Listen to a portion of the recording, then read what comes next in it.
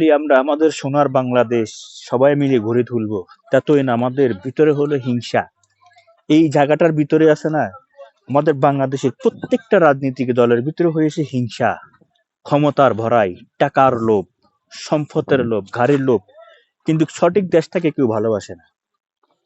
যদি সঠিক দেশটাকে সবাই ভালোবাসতো তাহলে কিন্তু আজকে যে ঘটনাটা ঘটেছে ঝুমার নামাজের সময় পিছনে গুলি, তাইলে এটাই বুঝতে পারেন আমরা কেমন দেশ, কেমন পরিবেশ নিয়ে আমরা বসবাস করি।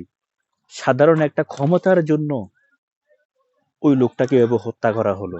তাহলে আমরা কি দেশটাকে ভালোবাসি, না দেশের ক্ষমতাটাকে ভালোবাসি, না আমরা দেশকে ধ্বংস করার জন্য এভাবে এক এক জন থেকে এক এক জনকে আমরা হত্যা করতেছি। এখনো সময় আছে, বাংলার বুকের মানুষ যারা আছেন এখনো সময় আছে, ভালো হয়ে যান।